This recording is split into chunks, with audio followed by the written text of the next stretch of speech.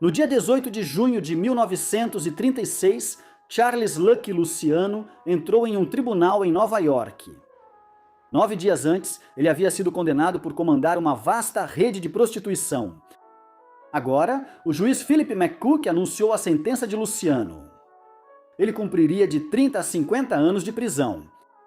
No fim, Luciano cumpriu menos de 10 anos, mas sua condenação, libertação e subsequente exílio para a Itália significaram que a família criminosa Luciano passou a se chamar Família Criminosa Genovese. Por que Luciano foi solto antes da hora? Quem foi Vito Genovese que assumiu o lugar de Luciano? Essa foi realmente a organização criminosa mais poderosa dos Estados Unidos no século XX? Esta é a história da família criminosa Genovese. A máfia italiana remonta ao início do século XIX, quando grupos de criminosos no oeste da Sicília começaram a organizar suas atividades, para tirar dos grandes proprietários que possuíam a maior parte das terras no antigo reino das duas Sicílias. Na antiguidade, a Sicília foi um dos principais centros comerciais e culturais do mundo mediterrâneo, mas no século XIX era extremamente pobre. Esses primeiros mafiosos, cujo termo significava um homem cheio de pose, inicialmente roubavam limões dos pomares dos proprietários de plantações mais ricos. Quando a Itália foi unificada em 1861, eles já estavam mais organizados na Sicília e envolvidos em muito mais do que pequenos crimes. Foi também nessa época que os italianos começaram a deixar a península pobre e densamente povoada em grande número. Estima-se que 15 milhões de pessoas emigraram da Itália entre 1861 e 1914. A maioria foi para os Estados Unidos, Canadá, Argentina ou Brasil. Na América, eles se concentraram em cidades como Nova York, Boston, Buffalo, Filadélfia e Chicago, formando grandes comunidades italo-americanas nesses lugares. O primeiro exemplo conhecido de um grupo mafioso nos Estados Unidos foi em Nova Orleans, na década de 1860, mas foi realmente em Nova York que o crime organizado entre a comunidade italo-americana se tornou muito proeminente nas décadas de 1890 e 1900. Lá, eles formaram grupos que rivalizavam e às vezes trabalhavam junto com as gangues irlandesas americanas que dominavam o submundo da cidade desde a década de 1850, especialmente a Gangue dos 5 Pontos. Embora as gangues individuais já fossem organizadas nas décadas de 1900 e 1910, não havia uma organização em toda a cidade e certamente nada em nível nacional. Em vez disso, houve um movimento em direção a uma máfia italo-americana mais organizada, onde famílias ou grupos individuais coordenavam suas atividades e tinham diferentes zonas de influência. Veio da decisão duvidosa do governo dos Estados Unidos de tentar proibir a venda e o fornecimento de álcool por meio da 18ª emenda à Constituição dos Estados Unidos. A Lei Seca começou em janeiro de 1920 e durou até dezembro de 1933. A família criminosa. Luciano, que mais tarde se tornou a família criminosa Genovese, nasceu da criminalidade e da ilegalidade que a Lei Seca provocou nos Estados Unidos durante a década de 1920. Lucky Luciano, Vito Genovese e Frank Costello, as três figuras-chave da família criminosa Genovese até a década de 1960, já eram criminosos quando a Lei Seca começou em 1920. Luciano nasceu em 24 de novembro de 1897, na vila de Le Carrà-Fridi, no oeste da Sicília, perto da cidade de Palermo. Seu nome de nascimento era Salvatore Lucania. Ele adotou o nome Charles na América depois que sua família cruzou o Atlântico para Nova York em 1907, quando ele tinha 9 anos de idade. Quando Luciano chegou a Manhattan, Francesco Castiglia já morava lá há mais de uma década. Ele nasceu na pequena cidade montanhosa de Laurápoli, na região da Calábria, no sul da Itália, em 26 de janeiro de 1891. A família dele havia imigrado da Itália em fases. Francesco mudou-se com a mãe aos 4 anos. Seu nome anglicizado era Frank Costello. O terceiro do trio, Vito Genovese, nasceu em Resiliano, perto de Nápoles, no sul da Itália, em 21 de novembro de 1897, 3 dias antes de Luciano nascer na Sicília. Ao contrário de Luciano e Costello, que eram crianças pequenas quando chegaram a Nova York e tinham pouca memória da terra natal enquanto cresciam, Genovese tinha 15 anos quando sua família fez a travessia para Nova York em 1913. A vida era difícil para essas famílias de imigrantes na Manhattan do início do século XX. Por exemplo, o pai de Costello, Luigi, operava uma pequena mercearia que vendia produtos por meio de uma portinhola no East Harlem. No final dos anos 1910, os 3 homens já estavam envolvidos em várias atividades criminosas em Manhattan, desde pequenos delitos até jogos de azar. Era uma época em que o submundo do crime em Nova York estava se diversificando, já que o domínio que os irlandeses mantinham há décadas sobre o poder ali estava enfraquecendo e vários grupos italianos e judeus passaram a ter uma participação maior. O governo dos Estados Unidos tentou proibir a venda e fornecimento de álcool. A família criminosa Genovese nasceu dessa decisão. Luciano Genovese e Costello entraram nos anos 1920 como pequenos contrabandistas de bebidas alcoólicas. Eles se tornaram grandes criminosos em Nova York e em toda a costa leste como resultado da Lei Seca. Não havia uma única pessoa no comando do submundo de Nova York naquela época, mas sim uma coalizão informal de indivíduos que entendiam que a paz era a melhor forma de lucrar com a oportunidade extraordinária criada pela Lei Seca. Arnold Rothstein atuou como uma espécie de organizador das várias gangues que operavam em Nova York durante esse período. Um contrabandista, apostador e gangster judeu-americano, nascido em Nova York em 1882, dizia-se que ele ficou famoso por ter manipulado a World Series de 1919. Ele foi mentor de Luciano, Genovese, Costello e outros criminosos mais jovens, como Meyer Lansky, um aliado próximo de Luciano na década de 1920. Embora ele não fosse oficialmente reconhecido como chefe dos chefes de nenhum tipo, pessoas suficientes nas várias gangues étnicas de Nova York aceitavam a mediação de Rothstein em disputas. Mas havia uma certa ordem, mesmo dentro do caos da Lei Seca. Era diferente mais a oeste, em Chicago, onde Al Capone transformou a cidade em uma cidade muito mais violenta na época da Lei Seca. Assim, quando Arnold Rothstein foi baleado em 4 de novembro de 1928 devido a uma dívida não paga de uma seção de cartas e dados na qual perdeu a quantia impressionante de $340 mil, isso criou um vácuo de poder no centro da esfera criminosa de Nova York. Rothstein morreu 2 dias depois devido ao ferimento de bala. Luciano, Genovese e Costello sairiam como os grandes vencedores do caos que se seguiu. Mas não foi uma transição pacífica. Quando Rothstein foi morto em 1928, Luciano e seu aliado mais próximo, Meyer Lansky, já eram figuras importantes nas organizações criminosas de Nova York. Provavelmente, o maior vencedor foi Joe Masseria, um grande gangster italo-americano na cidade. Luciano e Lansky passaram a se aliar à Masseria depois que Rothstein foi morto. Outro desdobramento após a morte de Rothstein foi o vazamento de seus registros, o que levou à remoção de uma grande quantidade de policiais e autoridades municipais que estavam na folha de pagamento de Rothstein. Uma nova geração de promotores os substituiu, entre eles Thomas Dewey, que mais tarde foi candidato à presidência pelo Partido Republicano em 1944 e 1948. Ele teria um grande impacto na vida de Luciano e na família criminosa Genovese. tudo isso ainda estava por vir.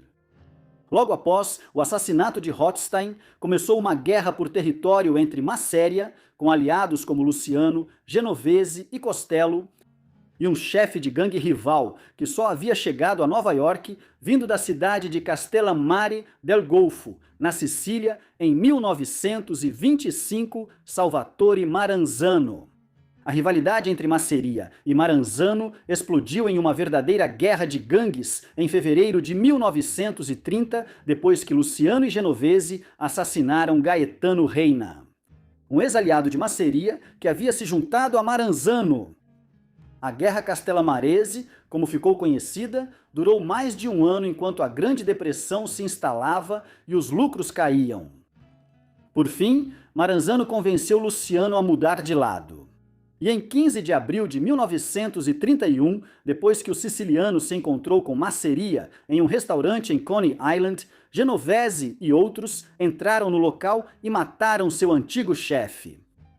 Com isso, Maranzano se tornou o capo de tutti capi, o chefe dos chefes. Em Nova York, porém, o submundo do crime da cidade também foi dividido em 5 famílias ou gangues que controlavam bairros e atividades específicas. A aliança entre Luciano e seus aliados, de um lado e Maranzano do outro, não durou muito após o fim da Guerra Castellamarese. No outono de 1931, as tensões entre Luciano e ele eram evidentes, alimentadas em parte pelas críticas de Maranzano sobre como Luciano, Genovese e Costello estavam se associando com não-italianos como Lansky. Quando Maranzano começou a questionar inocentemente Luciano sobre onde ele morava, Luck sabia que o confronto entre eles era iminente. Ele decidiu agir primeiro, depois de receber uma ligação de Maranzano em setembro de 1931, suspeitamente solicitando uma reunião com Luciano e Genovese em seu escritório perto da Grand Central Station. Em resposta, um grupo de 4 matadores contratados por Lansky conseguiu acesso ao escritório de Maranzano e o assassinou em 10 de setembro. Isso colocou Luciano em uma posição de poder sem precedentes. Ele poderia ter tentado reivindicar a posição de chefe dos chefes nesse momento. Em vez disso, para garantir a paz entre os diferentes grupos em Nova York e além, e acabar com os anos de derramamento de sangue que se seguiram ao assassinato de Rothstein. Ele formou a Comissão, uma organização na qual as 5 famílias decidiriam coletivamente sobre questões relacionadas à máfia ítalo-americana em Nova York. As 5 famílias nessa época eram lideradas por Luciano, Giuseppe Profaci, Thomas Galliano, Vincent Mangano e Joseph Bonanno. A família criminosa Luciano mais tarde se tornaria conhecida como família criminosa Genovese, quando Genovese assumiu o comando anos depois. Cada uma operaria de forma independente das outras, mas Luciano tinha uma primazia informal entre elas. 2 cadeiras adicionais na comissão foram reservadas para Chicago, e mais uma figura representando a região ao redor de Cleveland, Ohio e Buffalo.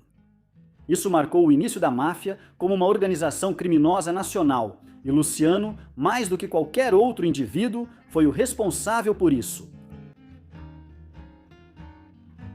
As 5 famílias desfrutaram de uma breve era de ouro de 2 anos entre o final de 1931 e o final de 1933. A Guerra Castellamarese havia terminado, e uma situação harmoniosa foi criada pela primeira vez por um longo período desde a morte de Rothstein. A lei seca também continuava em vigor e o dinheiro continuava entrando, embora, a essa altura, todos nos níveis governamental e social já tivessem percebido que a experiência americana de acabar com o consumo de álcool havia fracassado categoricamente. A 18ª a emenda foi revogada em dezembro de 1933, encerrando uma fonte de dinheiro fácil para 5 famílias e criminosos de todos os Estados Unidos. Com o fim da proibição da venda de álcool, Luciano e seus associados tiveram que encontrar novas fontes de renda. As pessoas começaram a recorrer mais a outros entorpecentes que já chegavam à América do Extremo Oriente. Uma nova rota de abastecimento, a famosa Conexão Francesa, foi criada na década de 1930, plantando as sementes de um comércio que acabaria contribuindo de forma imensa para o declínio da máfia nos Estados Unidos.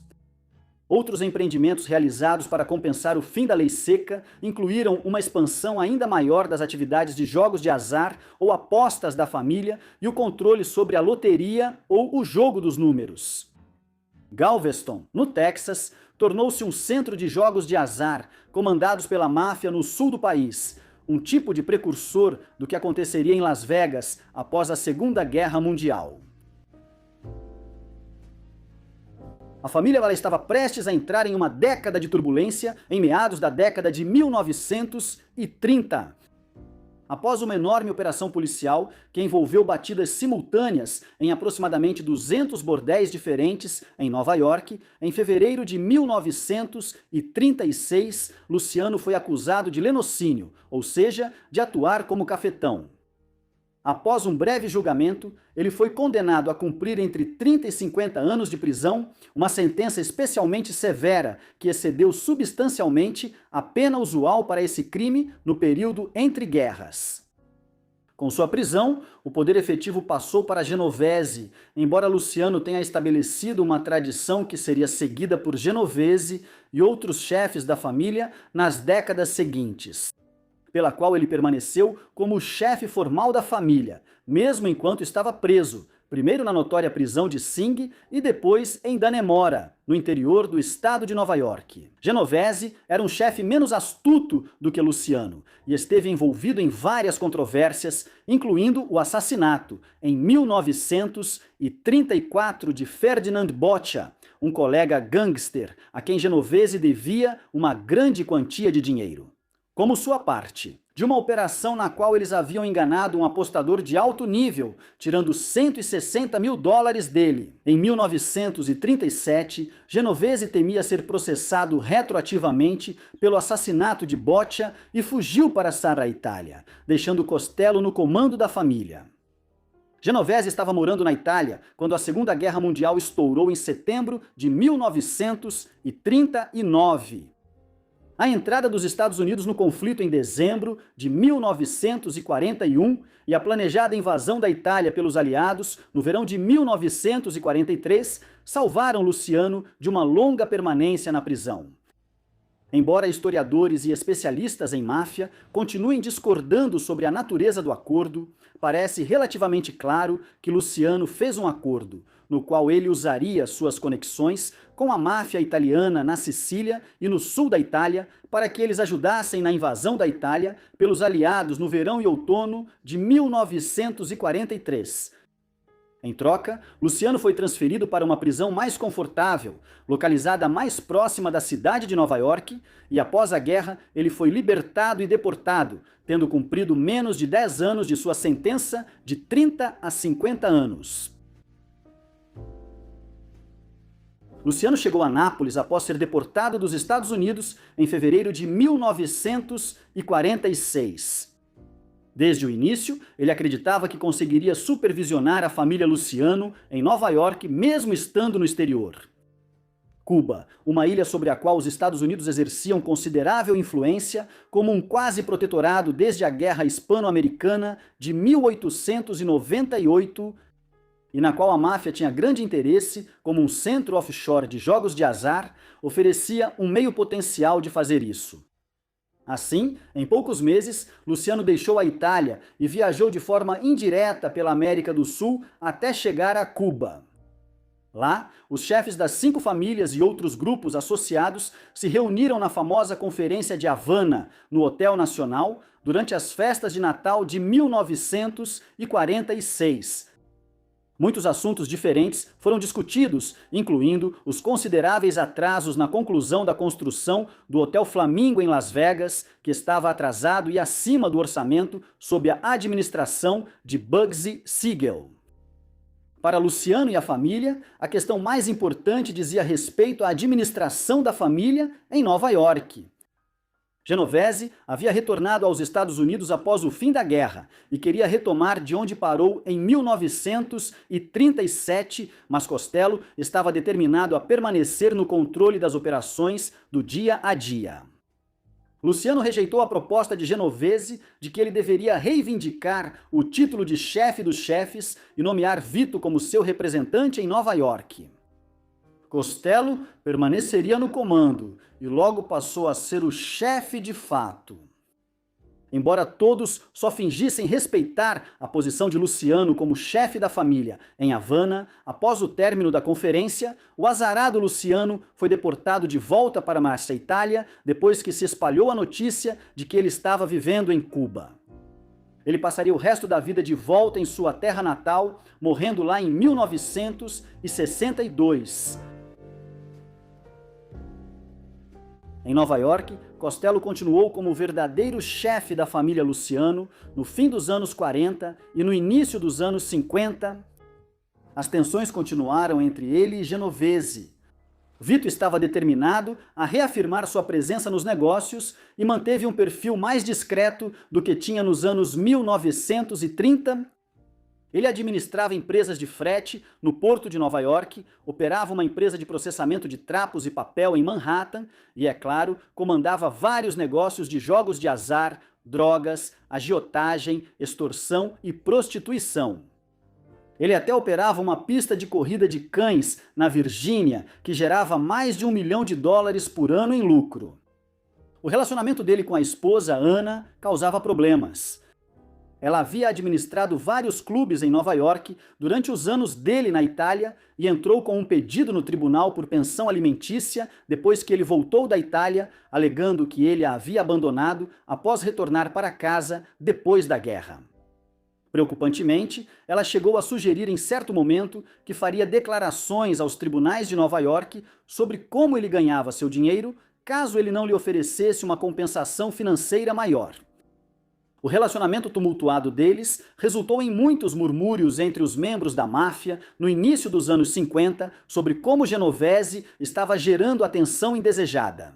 Em um período em que as autoridades começavam a investigar as conexões entre o crime organizado e os sindicatos trabalhistas. No contexto do medo vermelho sobre a infiltração comunista na sociedade dos Estados Unidos, os desentendimentos de Genovese com a mulher de quem estava separado também levaram a um aumento do atrito entre ele e Costello, já que os tribunais começaram a investigar de perto as fontes de renda que membros proeminentes da máfia possuíam. Em maio de 1954, Costello foi considerado culpado de sonegação fiscal. Ele foi condenado a 5 anos de prisão. Um recurso fez com que essa pena fosse reduzida para aproximadamente 1 ano. Todo esse episódio fez Genovese acreditar que se tornaria o chefe se Costello fosse para a prisão. Quando isso não se concretizou, abriu caminho para o clímax da longa rivalidade entre eles. Genovese agiu contra Costello depois que sua sentença foi reduzida e ele foi libertado em março de 1957. No dia 2 de maio de 1957, quando Costello estava indo do carro para o prédio de seu apartamento em Manhattan, um gangster chamado Vincent Gigante, que Genovese havia contratado para executar o atentado, se aproximou e atirou em Costello. A bala só de raspão atingiu a cabeça de Frank. Após a tentativa de assassinato, Costello decidiu que estava fora e renunciou ao controle da família para Vito. Ele viveu até 1973 aposentado e de forma relativamente tranquila. Uma situação peculiar ocorreu como resultado, onde a família ficou conhecida permanentemente como a família criminosa Genovese, mesmo tendo sido fundada por Luciano. Genovese logo começou a agir de uma forma que indicava sua crença de que ele era uma espécie de chefe dos chefes não oficial. Isso levou a um conflito com Albert Anastasia, o chefe da família criminosa Gambino, que Genovese mandaria matar em uma barbearia na 7ª Avenida em outubro de 1957. Genovese então convocou uma grande reunião dos chefes das 5 famílias e outros membros importantes da máfia na casa de Joseph Barbara, no interior do estado de Nova York, em 14 de novembro de 1957, para confirmar sua sucessão a Costello. A casa estava sob observação da polícia, e Genovese e mais de 60 outros foram presos e acusados de conspiração criminosa. Embora Genovese tenha escapado da condenação nessa acusação, argumentando que estava apenas visitando Bárbara para saber sobre sua saúde, o cerco das autoridades estava se fechando. Em 1958, ele foi chamado para uma audiência no Senado dos Estados Unidos sobre práticas trabalhistas ilegais, onde invocou a Quinta Emenda em resposta a mais de 150 perguntas. 3 dias depois, em 7 de julho de 1958, ele foi preso por tráfico de drogas. Por essa acusação, Genovese foi finalmente considerado culpado e condenado a 15 anos de prisão no início de 1959. Ele começou a cumprir sua sentença em fevereiro de 1960, após seu recurso ser negado. Ele passaria o resto da vida na prisão. Genovese foi inicialmente enviado para uma prisão em Atlanta, Geórgia. Um dos gangsters com quem ele cumpria a pena lá era Joseph Valachi. Valachi era membro da família criminosa Genovese e um pouco mais jovem do que os principais membros fundadores, como Genovese e Luciano. Ele nasceu em Nova York em 1904 e ascendeu durante a Lei Seca. Genovese e ele trabalharam juntos em várias ocasiões, e ele chegou a contratá-lo para matar Stephen France, um homem que Genovese vinha monitorando junto com sua esposa Anna há anos, enquanto estava na Itália. Na prisão, o estado mental de Valachi se deteriorou e ele ficou convencido de que seria morto.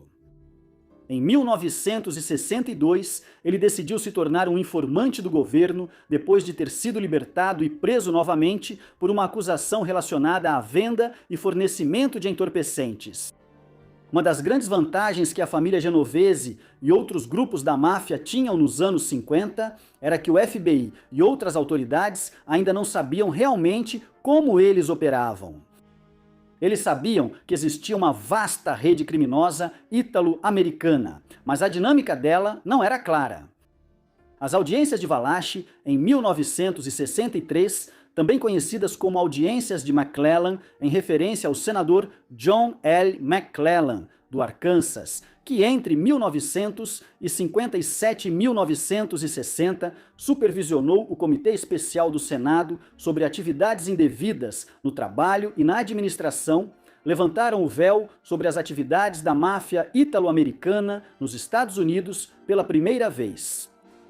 Valachi não apenas detalhou como a Cosa Nostra, o nome da máfia, que significa nossa coisa, foi estabelecida durante a era da Lei Seca, mas também como ela operava em termos de seu papel dentro de empresas aparentemente legítimas, como o controle dos sindicatos e por meio de atividades criminosas generalizadas.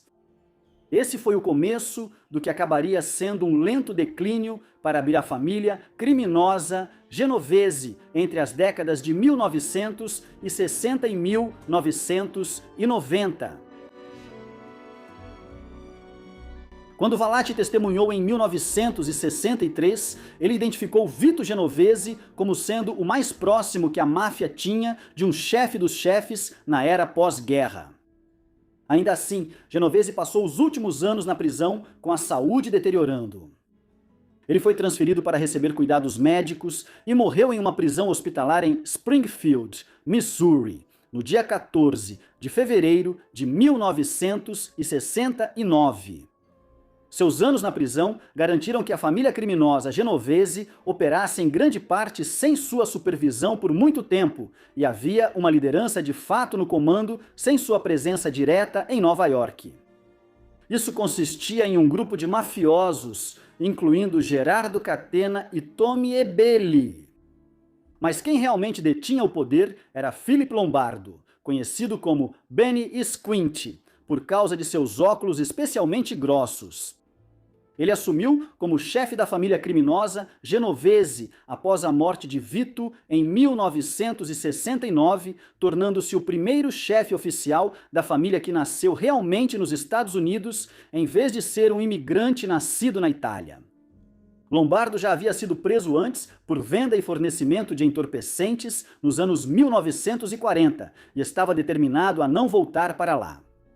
Ele usou vários chefes de fachada para se proteger de qualquer acusação e concentrou-se na administração sindical, extorsão, jogos de azar e controle dos sindicatos da construção civil. Numa época em que a máfia ainda podia ganhar muito dinheiro com empregos fantasmas, quando os sindicatos organizavam para que salários fossem pagos a pessoas que eram funcionários só no papel. À medida que sua saúde piorava, no início dos anos 1980, Lombardo decidiu passar o poder adiante e se aposentou em 1981, mudando-se para a Flórida, onde morreu em 1987. Lombardo foi sucedido por Vincent o Queixo Gigante como o quinto chefe da família criminosa Genovese. Gigante era um mafioso bem mais jovem, nascido em Nova York em 1928. Assim, ele foi o primeiro líder da família que não cresceu no contexto da grande migração italiana para Nova York no início do século XX, nem fez seu aprendizado criminoso durante a Lei Seca. Em vez disso, ele começou como boxeador profissional nos anos 1940, daí seu apelido de Queixo. Como vimos, ele foi o pistoleiro na tentativa de assassinato de Frank Costello em 1957. 2 anos depois disso, ele foi preso por tráfico de drogas e, ironicamente, acabou cumprindo parte da sua sentença na mesma cela que Vito Genovese. O relacionamento que ele formou com o chefe da família, atrás das grades, fez com que ele fosse promovido rapidamente dentro da hierarquia na segunda metade dos anos 1960, após ser libertado, depois de cumprir 5 anos de uma sentença de 7 anos. Sua área de atuação ficava em Greenwich Village, no Lower Manhattan, onde ele foi um capo ou capitão durante todo o período em que Lombardo comandava a família de seu quartel-general remoto em Nova Jersey. Já no final dos anos 1960, Gigante já utilizava o que mais tarde seria chamado de defesa do banheiro para evitar ser processado. Todas as manhãs, ele saía para caminhar pelo bairro usando seu roupão de banho, parecendo desleixado e sem fazer a barba, e murmurando para si mesmo. Ele cultivava ativamente a imagem de alguém psicologicamente instável e chegou a ser internado em uma unidade psiquiátrica em 1966, onde foi diagnosticado com esquizofrenia paranoide. Foi altamente eficaz. Gigante foi processado em várias ocasiões no final da década de 1960. Nada colou, e seu aparente estado mental abalado dificultava convencer os juízes de que ele poderia realmente ser o cérebro por trás de uma das organizações criminosas mais prolíficas de Nova York.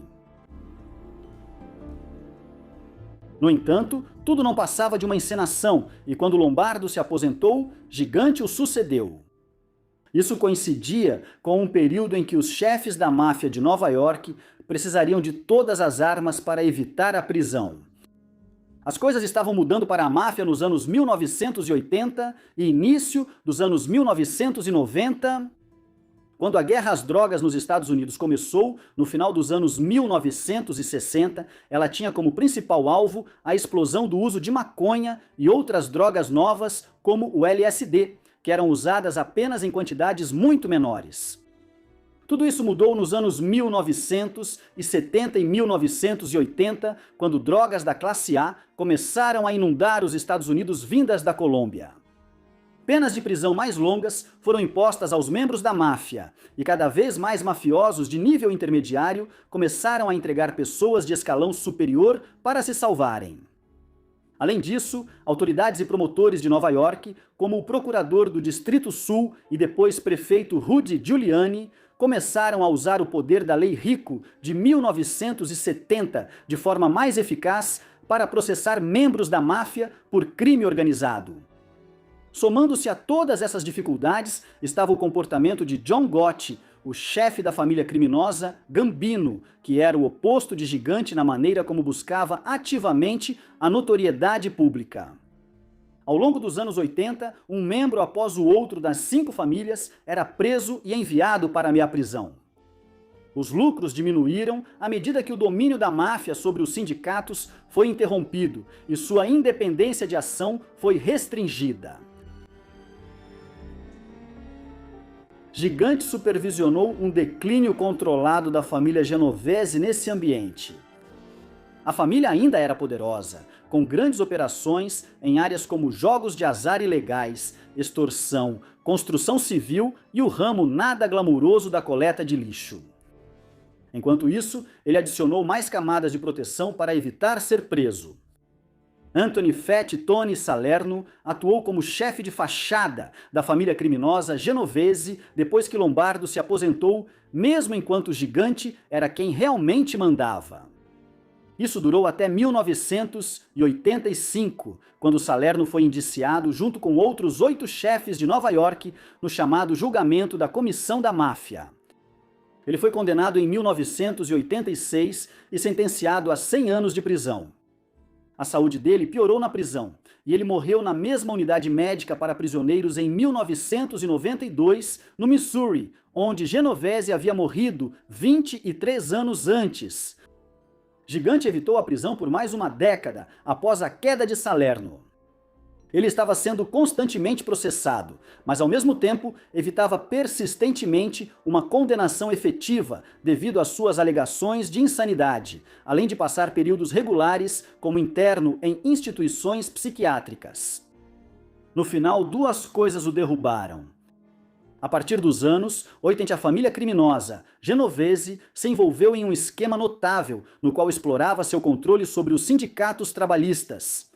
Recebiam entre $1 e $2 por cada janela instalada pela Associação de Habitação da Cidade de Nova York em toda a cidade. As 5 famílias acabaram lucrando mais de $100 milhões com esse esquema. Na anos 90, isso estava sendo investigado, especialmente o papel de Gigante nisso, enquanto acusações de assassinato foram feitas contra ele em 1993. Então, vários ex-aliados próximos testemunharam que as fingimentos de insânidade de Gigante não passavam de uma fachada, embora, mesmo em circunstâncias normais, ele fosse capaz de ser extremamente excêntrico. Munido de provas de vários crimes graves, e depois que um juiz decidiu em 1996 que ele era psicologicamente competente, Gigante foi a julgamento no verão de 1997. Naquele dezembro, ele foi condenado a 12 anos de prisão. Assim como Genovese, antes dele, ele estava determinado a continuar comandando a família de dentro da prisão, o que fez até morrer no dia 19 de dezembro. 2005, na mesma unidade médica no Missouri, onde Genovese e Salerno haviam morrido, e onde John Gotti faleceu. 3 anos e meio antes, Gigante. Assim como Genovese, antes dele, Gigante manteve o controle oficial sobre a família criminosa Genovese até sua morte. No entanto, ele não podia comandar a família de dentro da prisão e a gestão efetiva já tinha passado para outras mãos, mesmo antes de sua morte. O novo líder oficial era Daniel, o Leão Léo. Léo havia ganhado destaque como membro da East Harlem Purple Gang nas décadas de 1970 e 1980, uma gangue independente de assassinos de aluguel e extorsionistas que desenvolveu laços estreitos com a família criminosa Genovese. Léo acabou sendo formalmente iniciado como membro da máfia e subiu nas fileiras da família Genovese. Mas ele não durou muito como chefe depois de assumir essa posição após a morte de Gigante. Apesar de tentar adotar o método de Lombardo, morando em Nova Jersey e controlando as operações à distância por poucos intermediários.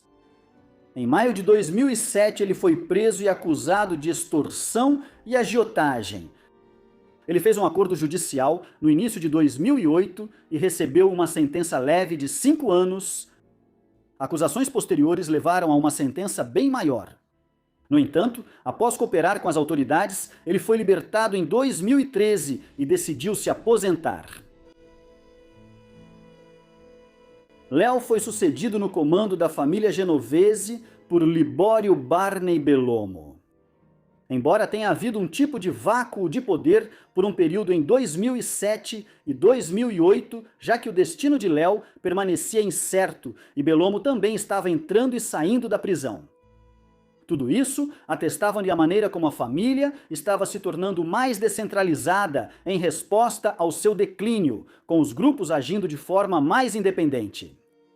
De fato, houve muitas reportagens em 2006 que afirmavam que Bellomo era, na verdade, o chefe da família Genovese, e não Léo. No mínimo, isso destaca os esforços extraordinários que os chefes das famílias de Nova York e os grupos individuais estavam fazendo agora para evitar processos penais. Acredita-se que Bellomo esteja no comando da família em meados da década de 2020, mas é uma versão enfraquecida da família, sem chegar nem remotamente perto do nível de influência ou riqueza que figuras como Genovese, Costello e Gigante tiveram em décadas passadas.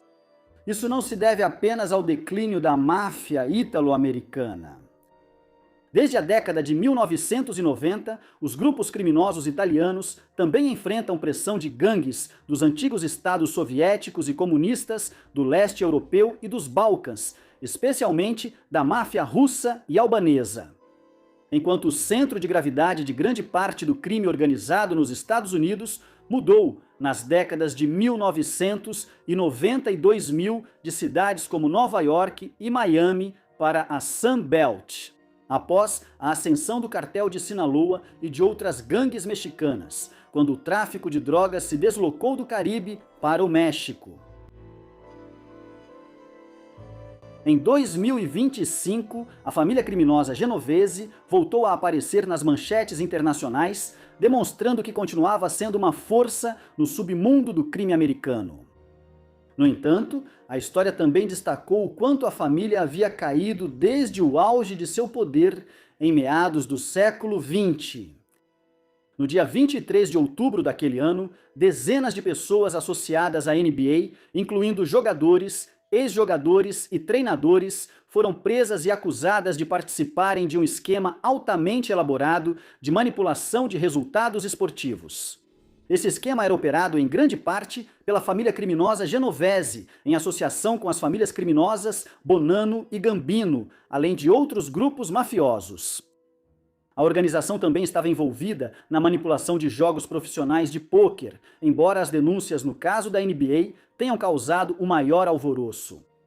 Tanto jogadores quanto treinadores foram subornados para manipular partidas ou detalhes mais sutis, como a diferença de pontos ou o número de pontos marcados para que os criminosos envolvidos pudessem apostar nos resultados. A manipulação de partidas e jogos já acontecia há pelo menos 6 anos em alguns casos, e até envolvia uma mesa de raio-x para os jogos de pôquer. Essa foi uma operação criminosa sofisticada que fez os Estados Unidos perceberem que a máfia ainda estava viva e ativa. No entanto, ao mesmo tempo, isso destacou a forma como a família criminosa Genovese havia decaído. Havia milhões de dólares envolvidos, mas os esforços feitos para conseguir esse dinheiro foram extremos para uma família que costumava controlar grandes áreas do submundo de Nova York, sindicatos e atividades portuárias. Estava muito longe dos tempos de Vincent Gigante, sem falar em Lucky Luciano, Vito Genovese ou Frank Costello. Por quase um século inteiro, desde o estabelecimento da comissão em 1931, a família criminosa Genovese tem sido a mais importante das 5 famílias da máfia italo-americana em Nova York e Nova Jersey. Isso não surpreende ao analisarmos o histórico da família. Inicialmente, era a família criminosa de Charles Lucky Luciano, o homem mais influente na criação da comissão. A condenação de Luciano em 1936 fez com que o poder fosse transferido para Vito Genovese, um associado próximo de Luciano desde os tempos da Lei Seca e o chefão da máfia que dá nome à família criminosa. A Segunda Guerra Mundial criou um período de instabilidade interna, com Frank Costello no comando, Genovese exilado na Itália e Luciano sendo libertado da prisão antes do tempo, em circunstâncias que são debatidas até hoje. Luciano foi exilado para a Itália e nunca conseguiu recuperar sua influência após a guerra. Em vez disso, a família entrou em um longo período de rivalidade entre Costello e Genovese, do qual Genovese saiu vitorioso. Essa foi a era de ouro da máfia, quando os lucros vinham de toda Nova York e até mesmo de Las Vegas. Porém, as sementes de sua decadência eram plantadas enquanto o governo investigava a estrutura e operação da máfia. E à medida que a dependência da indústria de entorpecentes para obter lucros tornava as 5 famílias um alvo ainda maior para o governo. Dito isso, famílias criminosas como a Genovese conseguiram se adaptar. Vincent Gigante, por exemplo, desenvolveu uma imagem pública elaborada de ser mentalmente instável como uma forma de garantir que não seria processado pelas autoridades. Também criando sistemas de comunicação hierárquicos para proteger melhor as pessoas do topo de processos judiciais. Claramente, ela está muito distante da instituição que já foi entre as décadas de 1930 e 1970. Mas, como revela o escândalo de manipulação de resultados de 2025, a família criminosa Genovese ainda está ativa hoje. Embora mais descentralizada, menos influente e muitas vezes à sombra de sindicatos criminosos mais violentos. Com certeza, ela sobreviverá de alguma forma além do 100º aniversário da criação da comissão em 2031. O que você acha da família criminosa Genovese? Você acha que eles continuam exercendo uma grande influência sobre o submundo do crime em Nova York? Ou eles foram drasticamente enfraquecidos desde os anos 90 e superados por gangues mais violentas? Por favor, deixe sua opinião na seção de comentários e enquanto isso, muito obrigado por assistir.